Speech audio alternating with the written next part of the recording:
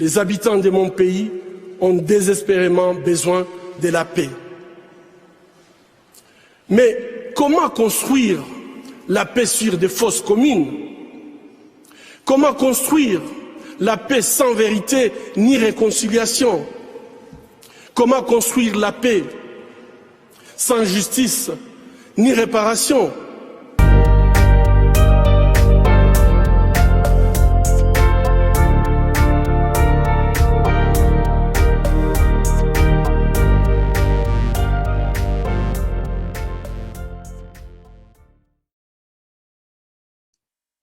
Bonjour à tous. Nous sommes à la Voix des Grands Lacs avec un invité que vous connaissez, vous l'avez déjà vu dans nos émissions. Il s'agit de l'ambassadeur Johan Swinnen. Rappelons que l'ambassadeur Swinnen a été en poste à Kigali de 1990 à 1994 et qu'il a sorti récemment un livre en 2016, un livre intitulé Mein Verhaal. Et c'est donc avec l'ambassadeur que nous allons passer quelques minutes. Il faut rappeler aussi qu'il vient de sortir une tribune. Il a fait une tribune dans plusieurs journaux belges et même étrangers. Il y a la tribune franco-rwandaise. Nous avons eu l'honneur et le plaisir de publier son article. Et donc, c'est de cela que nous voulons aujourd'hui nous entretenir avec Son Excellence, Monsieur Johan Swinnen. Ambassadeur Swinnen, bonjour. Bonjour, Monsieur l'ambassadeur.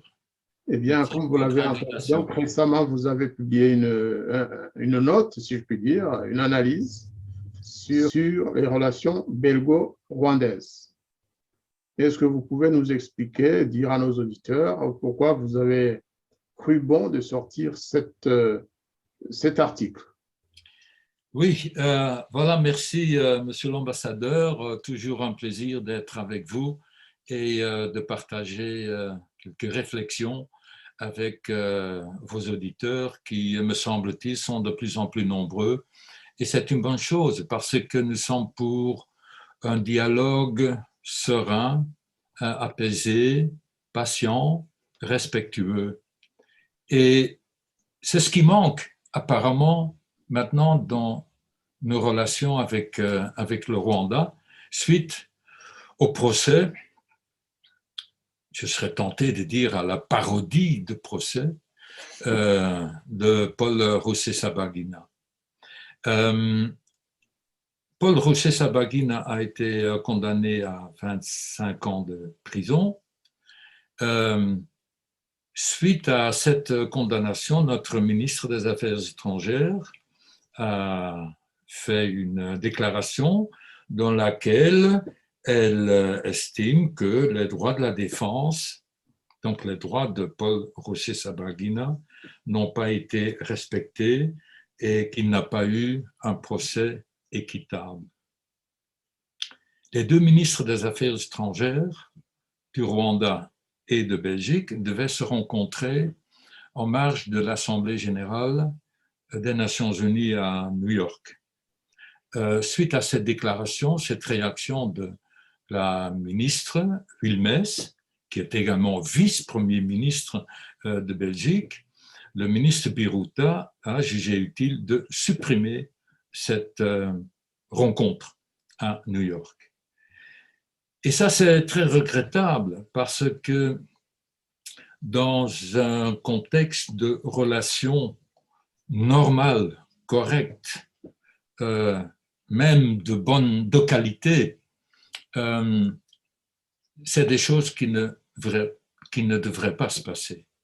Et c'est pourquoi j'estime que ce procès, même s'il donne lieu à beaucoup de critiques, beaucoup d'interpellations, d'interrogations, de frustrations, également, devrait, au lieu de donner lieu à une querelle, à un incident diplomatique, devrait justement nourrir un momentum pendant lequel et grâce auquel on estime qu'il faut dialoguer, il faut converser, il faut se parler, il faut ouvrir un débat et surtout investir dans le respect mutuel qui peut déboucher sur une relation de confiance.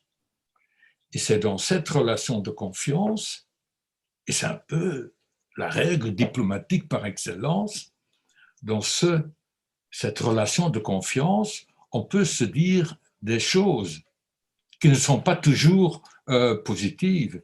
Et il y a certainement des choses à discuter entre les Belges et les Rwandais, mais pas seulement entre nos deux pays. Il y a un besoin et une nécessité de dialogue inclusif, à commencer au Rwanda, parmi les Rwandais, mais également entre Européens et Rwandais, entre Européens et Africains, entre l'Occident et l'Afrique, entre la communauté internationale et le Rwanda. Et je crois que ce dialogue serein, ouvert, décomplexé, peut créer des perspectives. Je crois que moi, je plaide pour, parce que j'ai la foi du sens et de la signification du dialogue, de la conversation respectueuse. Et c'est ce qui fait défaut. Mais je ne suis pas sans espoir. Je crois que c'est finalement cette confiance dans ce que nous pouvons nous dire, la façon de laquelle nous pouvons nous comporter les uns vis-à-vis des autres, contient un potentiel. Et ce potentiel, plutôt que de se lancer des slogans, de la propagande et se comporter de façon arrogante, il faut, sans verser dans la complaisance, il faut se lancer dans un dialogue serein. Vous parlez justement d'arrogance, monsieur l'ambassadeur. La partie rwandaise, elle, accuse la Belgique justement d'arrogance et d'ingérence dans une affaire interne rwando-rwandaise. Parce que pour eux, Paul Rusesabagina étant rwandais, il a été jugé au Rwanda, disent-ils, de manière régulière. Et voilà que la Belgique vient s'ingérer dans la tournure des affaires, dans le processus judiciaire rwandais. Est-ce que vraiment il s'agit d'un procès rwando-rwandais? Est-ce que d'abord il s'est bien déroulé? Est-ce que les droits de Paul Rusesabagina, qui est par ailleurs belge, de nationalité belge, est-ce que ce n'est pas sur ça que les préoccupations de la ministre belge sont fondées? Voilà, mais nous sommes en présence d'un problème de droits de l'homme. Mais tout d'abord, justement, sur la nationalité de Paul Rusesabagina. C'est une question qui a été soulevée et sur laquelle on trébuche. Paul Rusesabagina a acquis la nationalité belge au moment où on ne pouvait pas avoir la double nationalité. Il a dû renoncer, même s'il avait voulu garder la nationalité rwandaise à côté de la nationalité belge, il a dû y renoncer parce qu'il y avait impossibilité d'avoir double nationalité.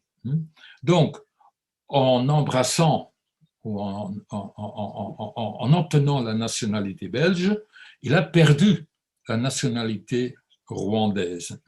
Mais il n'y a pas d'unanimité là-dessus. C'est un débat qui est encore en cours, même en Belgique. Mais je sais que la défense a plaidé pour qu'il soit considéré comme uniquement belge. La défense a même fait valoir qu'à un moment donné, Paul Rusesabagina avait demandé un visa pour rejoindre le Rwanda. Je ne sais plus en quelle année. Le fait qu'il a dû demander un visa pour entrer au Rwanda prouve bien qu'il n'avait plus la nationalité rwandaise. Mais lors du procès, la justice rwandaise l'a considéré comme quelqu'un de double nationalité, belge et rwandaise. Mais nous sommes en présence d'un problème de droits de l'homme. comme je disais. Et les droits de l'homme, surtout les droits fondamentaux, qui sont des droits universels, font partie de codification, de ratification, font même partie de la coutume internationale, source importante, une des sources importantes de droit international. Alors, lorsque le Rwanda dit « occupez-vous de vos affaires », vous n'avez pas à nous mêler de la situation intérieure rwandaise, même lorsqu'il s'agit de violation ou de respect de droits de l'homme, c'est un débat qui n'est pas correct, qui n'est pas juste. Parce qu'avec les droits de l'homme, nous sommes dans le domaine où les États, tous les États membres de la communauté internationale qui ont souscrit à des conventions, à des pactes, à des conventions spécifiques également, sur la torture notamment, ils épousent des convictions partagées universellement, parce que nous sommes des femmes et des hommes, nous sommes des êtres humains qui croient dans la dignité humaine. Et c'est cette dignité humaine qui se trouve bafouée lorsqu'il y a manquement de la défense des droits de la défense. Donc, en matière de droits de l'homme, c'est un autre débat que le débat sur la démocratie, par exemple, mais en matière de droits de l'homme, nous sommes solidaires, nous sommes engagés ensemble, tous les membres de la communauté internationale, pour la promotion et le respect des droits humains. Sans oublier que Paul Rusesabagina a été arrêté, mais en réalité, c'est un enlèvement contraire à la loi internationale, là aussi. Il a été arrêté, kidnappé de Dubaï et amené au Rwanda de force. Et ensuite, il a été torturé, effectivement, c'est prouvé. Même le Rwanda ne l'a jamais nié. Le ministre de la Justice rwandaise avait, à l'époque, M. Johnson Busingye, admis que c'est le Rwanda qui avait payé pour cet enlèvement forcé. Et il s'agit effectivement de l'enlèvement d'un citoyen belge. Est-ce que vous ne pensez pas que la Belgique a peut-être réagi un peu tardivement, qu'elle aurait dû taper sur la table déjà en ce moment-là? Vous me direz que je réponds d'une façon typiquement diplomatique, comme diplomate ancien, diplomate belge, mais je crois aussi, peut-être publiquement, la Belgique n'a pas réagi, ou dans la perception publique, et même dans la perception d'une certaine opinion politique. La Belgique, et c'est l'avis également de la famille, la Belgique a réagi de façon un peu soft, un peu trop prudente, un peu trop attentiste, un peu trop patiente, un peu trop timide. Mais là-dessus, je dis également, mais toutes les démarches qui sont faites diplomatiquement ne doivent pas être claironnées à gauche et à droite. Il y a aussi de la place, de la marge pour une diplomatie discrète ou même secrète. Et je n'ose pas prétendre que la diplomatie belge n'ait pas eu recours à cette méthode de diplomatie discrète. Mais je constate avec d'autres que pour la tribune publique, la Belgique n'a pas été très engagée ou très volontariste dans ce procès.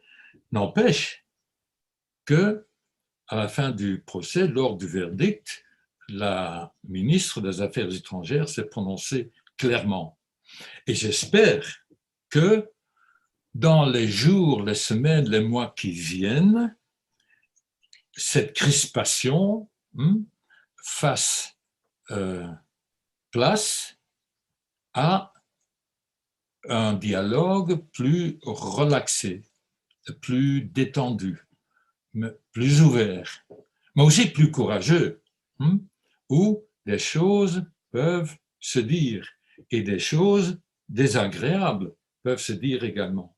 C'est ça qui compte également dans, des relations, dans le cadre de bonnes relations entre deux pays. Alors, vous dites dans votre note, dans votre analyse, que l'annulation de l'entretien a été annoncée par Kigali avec une référence sanglante au mépris que la Belgique aurait tendance à montrer envers son partenaire rwandais. À quoi peut être due une telle attitude de la partie rwandaise? Alors que le Rwanda, c'est quand même le gouvernement de Paul Kagame, excusez-moi d'utiliser plutôt ce terme-là, plutôt que le Rwanda c'était un régime qui a été pendant 27 ans choyé par la Belgique, à tout point de vue. Est-ce qu'il n'y a pas là derrière un sentiment de cette forme de panafricanisme qui veut toujours accuser les anciennes puissances coloniales de tous les crimes, de tous les maux, au lieu de soigner effectivement ce qui se passe à l'intérieur de nos pays africains? C'est une question importante, monsieur l'ambassadeur, et c'est une question beaucoup plus large que le débat sur les relations belgo-rwandaises, mais ces considérations entrent également dans ce débat.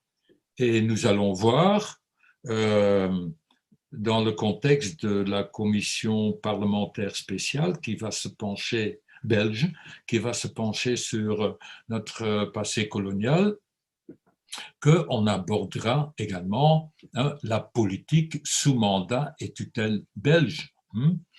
Et dans une de nos discussions précédentes, devant la Voie des Grands Lacs, j'ai référé justement à ce risque, à ce danger, que cet exercice honorable qui va avoir lieu ou qui a déjà lieu au Parlement belge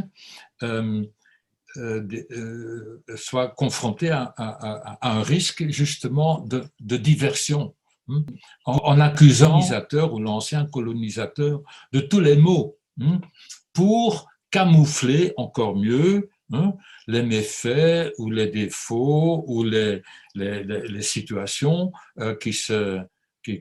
auxquelles nous sommes confrontés actuellement, que ce soit au Congo, que ce soit au Rwanda, que ce soit au Burundi. Et ça, c'est un risque que nous devons absolument essayer d'éviter. N'empêche que le débat peut être est nécessaire. Par exemple, je pense à la mention de l'origine ethnique sur les documents officiels et les cartes d'identité que le mandat belge a décidé en 1931. Je trouve que le débat ou le questionnement est tout à fait légitime. Est-ce que c'était bien une mesure maligne? Est-ce que c'était bien malin d'introduire, d'officialiser l'identité des Rwandais jusque sur les pièces d'identité? Mais de là à dire que les Belges ont inventé, ont créé l'antagonisme ethnique, c'est un pas que je ne suis pas prêt à franchir et c'est un pas que beaucoup d'Africains ne sont pas prêts à franchir. Donc, souhaitons que les débats soient honnêtes, soient objectifs, mais aussi un peu courageux de part et d'autre. Donc, ce glissement vers le complexe de culpabilité, en rejetant, nourrir un complexe de culpabilité en rejetant toutes les responsabilités des maux actuels sur le passé colonial, c'est un risque effectif et réel qu'il faut à tout prix éviter. Et c'est ce que nous devons également éviter dans nos relations et dans notre dialogue avec Kigali. C'est à se demander aussi par ailleurs si les pays occidentaux n'ont pas donné à Paul Kagame le bâton qu'il utilise aujourd'hui pour les battre, en fait. Parce que pendant 27 ans, dès sa prise du pouvoir à Kigali, les crimes qu'il a commis ont été systématiquement cachés au monde. Les rapports, tous les rapports qui faisaient état des crimes commis par le régime du FPR, eh bien, les pays occidentaux en général se sont battus, ils ont tout fait pour que ces rapports ne soient jamais publiés. Et aujourd'hui, précisément, je me demande s'il n'utilise pas ce bâton que vous lui avez passé. Je dis vous, les pays occidentaux, et c'est le même bâton qu'il utilise pour vous battre en disant nous avons sauvé les Tutsis, nous avons arrêté le génocide, vous n'avez rien fait, et donc taisez-vous. Est-ce qu'il n'y a pas un peu cela aussi? Voilà deux choses. Je vais citer, je reviens là-dessus dans mon article, dans ma tribune libre que vous avez mentionné tout à l'heure. Mais justement, c'est une question que j'aimerais bien débattre avec le président de la République rwandaise, avec le président Kagame. Bon, de façon tout à fait officieuse, parce que je n'ai aucun rôle officiel à jouer, mais je l'ai fréquenté, je l'ai côtoyé lorsque j'étais ambassadeur à Kigali, et lui, il était à Mulindi, chef de l'armée patriote du FPR, du Front patriotique rwandais. Et à l'époque, il me félicitait et il félicitait la politique belge vis-à-vis du Rwanda à travers l'ambassadeur de ce pays en me disant « Bravo les Belges, continuez à critiquer les violations flagrantes des droits de l'homme qui se font au Rwanda, continuer à émettre des critiques vis-à-vis d'un dictateur, le dictateur Habyarimana. Alors maintenant, j'ai bien envie de lui poser la question, mais respectueusement, bien sûr, devant un chef d'État, sans lui faire des reproches, juste en posant la question, qu'est-ce que vous en pensez de ce que l'ONU, des rapports du Conseil des droits de l'homme, des Human Rights Watch, d'autres observateurs et analystes de la réalité de la situation rwandaise, qui s'inquiètent de violations de droits de l'homme actuellement et dans le passé. Quelle est votre réponse, Monsieur le Président? Donc, nous ne pouvons pas passer sous silence, faire l'impasse sur ce qui nie le passé, même les comportements du FPR avant et pendant le génocide et après le génocide et les violations des droits de l'homme qui se font actuellement. Alors, dans mon article, je dis, et je me cite, « Le temps n'est-il pas venu de se libérer des représentations politiquement correctes de la pensée unique et polarisante concernant le génocide rwandais et de s'opposer aux effets pervers d'une telle approche? N'est-il pas temps que les Rwandais et les non-Rwandais puissent dire ce qu'ils ont sur le cœur, poser des questions légitimes ou simplement s'opposer à des récits colportés et de dénoncer des politiques répréhensibles sans être systématiquement mis au banc des négationnistes et des divisionnistes? Le Rwanda et l'Afrique sont trop importants pour être les victimes d'un débat pollué, où il n'y a pas de place pour, là, j'insiste beaucoup sur la nuance, le questionnement, l'écoute, la disponibilité d'écoute, c'est très important. En un mot, le respect.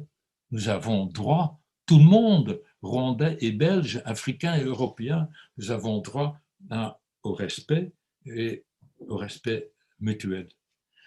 Et je continue, je ne me sentirai jamais parce que c'est important, c'est très important, parce que je parlais de divisionnisme et de négationnisme. Je ne me sentirai jamais empêché de continuer à dénoncer les forces négatives qui ont provoqué et perpétré le génocide et à souligner les aspects positifs de la reconstruction du pays.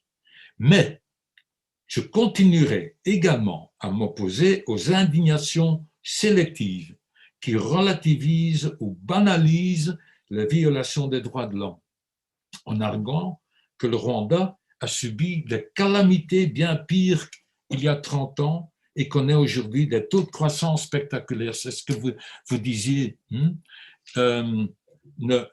Occupez-vous de vos affaires, ne vous mêlez pas de nous parce que vous nous avez abandonnés en 1994, donc vous n'avez pas de droit au chapitre actuellement, surtout pas pour venir nous dire que nous ne respectons pas les droits de l'homme. Parce que ce qui s'est passé il y a presque 30 ans, ça a été possible parce que la communauté internationale, y compris les Belges, ont été distraits ou ont détourné leur attention. En toute honnêteté, et là je termine ma citation, en toute honnêteté, nous devons nous demander si le génocide a livré tous ses secrets et si les statistiques rwandaises actuelles sont épargnées de tout embellissement cosmétique. Parce que dans cette politique, il y a de bonnes choses, je ne dois pas le répéter. On sait très bien que j'apprécie beaucoup de nombreuses réalisations et performances du Rwanda actuel, du Rwanda post-génocidaire, mais nous ne pouvons pas fermer les yeux devant des choses moins attrayantes. C'est ce que vous appeliez dans une de vos émissions une jolie fille un peu trop maquillée. Oui. C'est ce que vous aviez dit dans une émission et cette expression est plus qu'opportune en ce qui concerne le Rwanda, en fait. Les statistiques, on le sait aujourd'hui, la Banque mondiale l'a écrit, les statistiques économiques, financières sont maquillées, comme vous l'avez dit. Il y a c'est pas moi qui fais des études sur le Rwanda actuel et sur la croissance économique et sur d'autres réalisations du pays. Mais je vous ai déjà raconté, je crois, ce qu'un chauffeur de taxi me disait lorsque je parcourais la nuit la capitale, Kigali, et que j'étais en pleine admiration pour un très bel immeuble, très joliment éclairé de l'extérieur, donc. Et le chauffeur de taxi me dit, je ne sais pas s'il avait raison, mais il me disait, mais à l'intérieur, il n'y a pas une ampoule qui brûle. Donc, attention, l'image de marque du Rwanda, de Kigali, risque de se détériorer si on insiste trop sur la beauté de la façade, la beauté de la fille trop maquillée. Parce qu'il y a des gens qui connaissent bien le pays, qui me disent, mais plus de la moitié, ou un tiers ou la moitié à peu près de la population rwandaise vit sous le seuil de la pauvreté. On me dit que les statistiques en matière de lutte contre la pauvreté sont embellies ou sont même faussées. Et la Banque mondiale, paraît-il, a mis du temps avant de comprendre que les statistiques étaient un peu trop jolies. Et il n'y a pas seulement le problème économique, le problème de la pauvreté.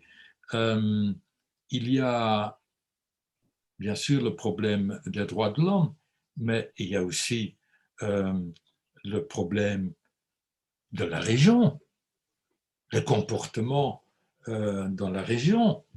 Je ne veux pas entrer dans les détails, mais il y a quand même quelques soucis exprimés par les voisins congolais, par exemple. Le Tshisekedi et Kagame viennent de conclure un accord sur les investissements réciproques ou investissements rwandais au Congo, un accord d'exploitation et de traitement d'or entre une compagnie, une société aurifère et une société de raffinage rwandaise, d'ITER. La société congolaise s'appelle Sakima. Bon, ça a été conclu, je crois, juste avant l'été, au mois de juin. Jusqu'à présent, cet accord n'a toujours pas été publié. Qu'est-ce qu'il y a dans cet accord? Et je ne reproche pas à certains Congolais qui se posent la question, mais qu'est-ce qu'il y a dans cet accord, hein? Que ces exploitations dans l'est du Congo seront contrôlées, protégées par qui?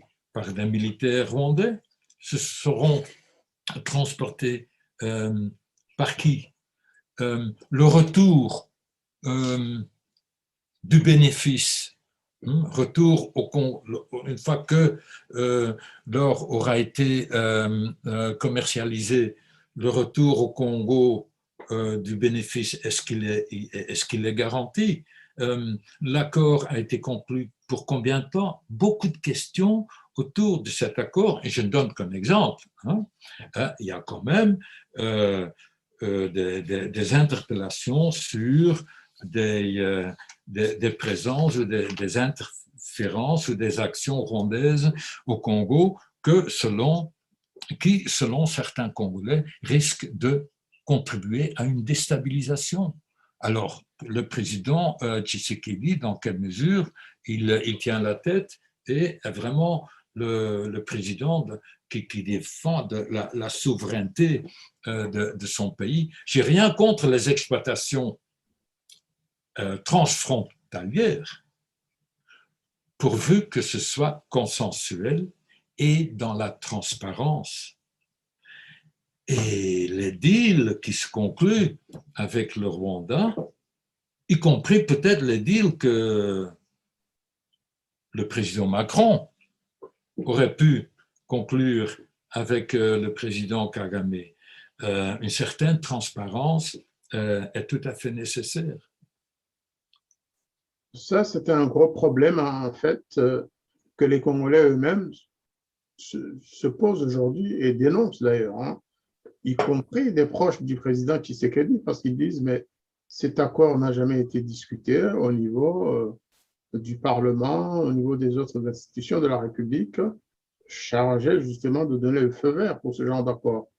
En plus, quand vous savez qu'entre les deux pays, il y a le problème du rapport mapping qui parle quand même de millions de morts suite à la guerre que le Rwanda a menée en RDC, c'est tout un problème. Ce week-end encore, je pense que c'était vendredi, le 1er octobre, hein, à Bukavu, il y a eu une manifestation de survivants de ce génocide qui a été commis par les forces combattantes dont faisait partie l'armée rwandaise entre 1996 et 2003.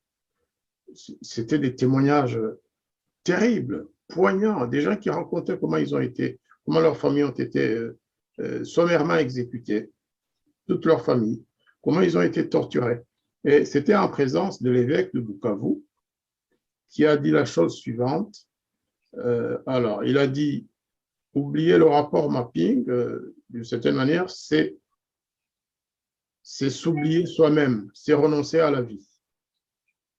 C'est-à-dire que les victimes congolaises ont le droit d'être défendues et ils ont le droit à une certaine justice. Et s'acoquiner avec le Rwanda voisin, avoir de bonnes relations, c'est bien par contre, mais il faut que le processus judiciaire soit poussé jusqu'au bout, dans l'intérêt de la justice, dans l'intérêt du respect des droits de l'homme au Congo et dans la région, en fait, pour la paix dans la région. Donc tout ça constitue des obstacles. Monsieur l'ambassadeur, Oui. je vais vous laisser dire ce que vous en pensez. Non, non, oui, il y a une place pour la justice transitionnelle et une justice sans tabou, sans tabou. Et ceux qui repoussent d'un revers de la main le rapport mapping, bon, tout ce qu'il y a dans le rapport mapping doit encore être prouvé.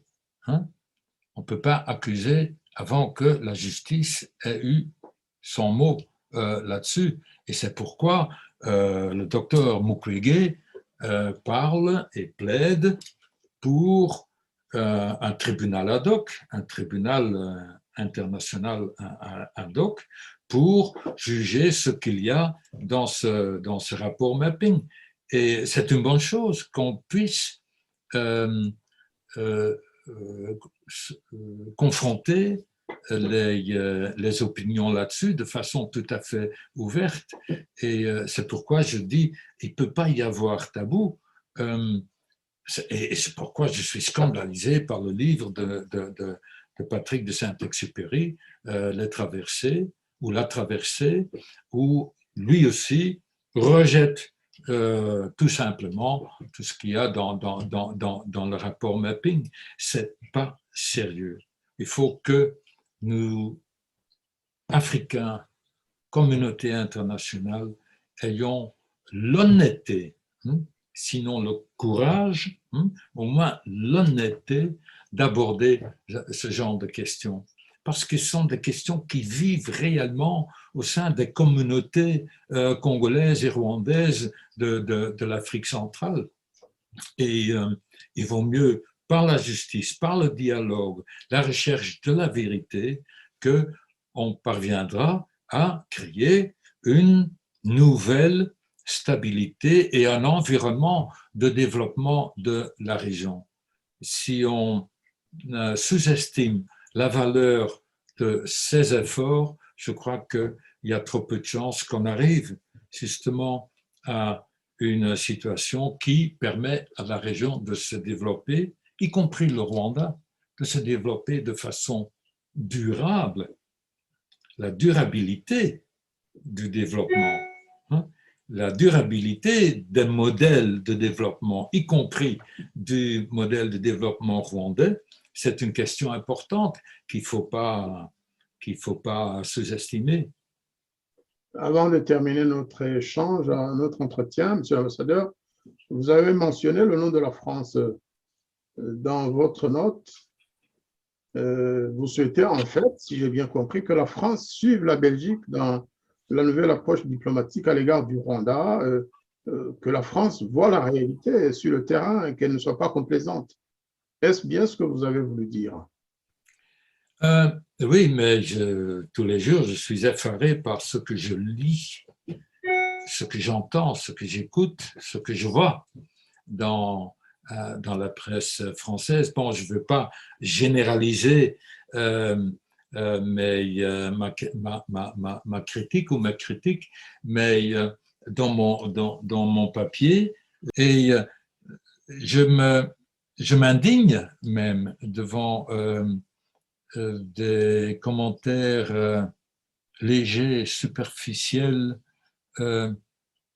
naïfs aussi, que je lis dans la presse française, et ce qui m'amène à dire dans ma tribune, et je cite, le président Macron a peut-être négocié des accords intelligents à Kigali en échange d'une attitude soumise envers le dictateur rwandais, mais cela n'explique pas encore le fait qu'une grande partie de l'intelligentsia française se plie au diktat de la propagande rwandaise. La parodie de procès de Rusesabagina provoquera, espérons-le, un tant soit peu de remous et d'indignation là-bas aussi, en France également. Je sais qu'en France, il y a des observateurs, des analystes, des écrivains, des académiques, des hommes politiques extrêmement soucieux d'une relation claire et honnête avec le Rwanda. Mais je m'étonne quand même du grand nombre de personnes qui dansent un peu sur le rythme de la propagande rwandaise. Je ne parviens pas à comprendre comment des hommes et des femmes intelligents avalent si facilement ou sont tellement dociles devant la propagande, ce que je continue à appeler la propagande rwandaise. Est-ce qu'ils sont séduits par la jolie fille trop maquillée? Est-ce qu'il y a d'autres, ou est-ce qu'il y a des intérêts en cours? Je ne parviens pas à comprendre, mais je m'indigne. Et j'espère que ça existe aussi d'une certaine manière du côté belge également. Hein, je ne vais pas citer des noms. Il y a chez nous aussi des hommes et des femmes politiques, des journalistes, des académiques qui sont très séduits et qui reprennent sans beaucoup de critiques les analyses et les présentations de Kigali.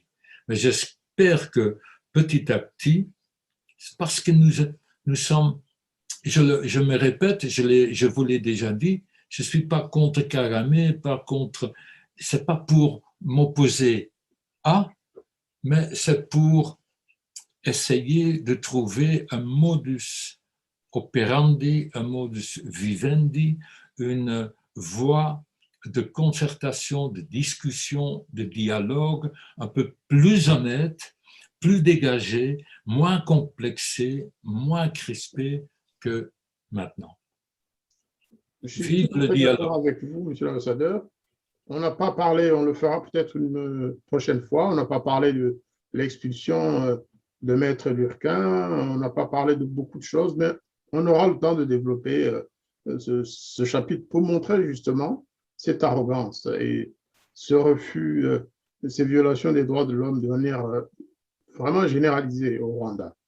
En tout cas, je vous remercie beaucoup d'avoir apporté votre éclairage sur la note que beaucoup de Rwandais ont beaucoup apprécié, et pas que les Rwandais d'ailleurs. C'est une tribune qui a été lue par beaucoup de gens et qui ont été intéressés par le point de vue de l'ancien ambassadeur belge de Belgique, du Royaume de Belgique au Rwanda, pendant la période justement la plus suivie, la période qui a vu le Rwanda descendre aux enfers. Eh bien, si vous avez un dernier mot, je laisse la parole, sinon on peut clôturer notre... Oui, merci de votre confiance, Monsieur l'ambassadeur, cher Jean-Marie. Merci de votre confiance. Oui, je réfléchis, je pose des questions, parfois j'accuse, mais je veux surtout vous dire que je suis à l'écoute.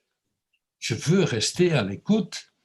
Et c'est ceux qui ont des éléments de réponse à nos nombreuses questions qui n'hésitent pas à les communiquer, à parler sur le ton adéquat,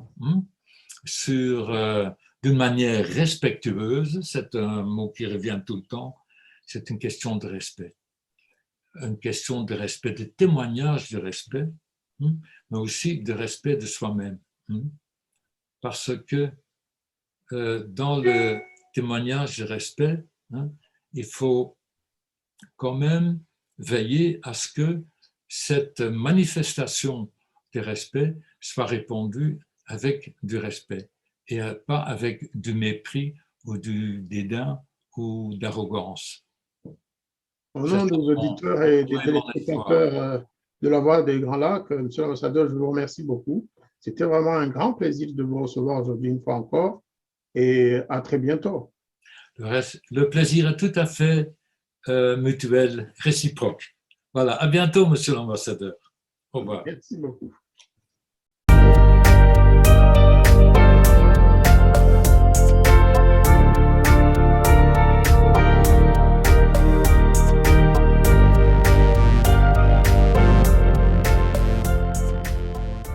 Les habitants de mon pays ont désespérément besoin de la paix.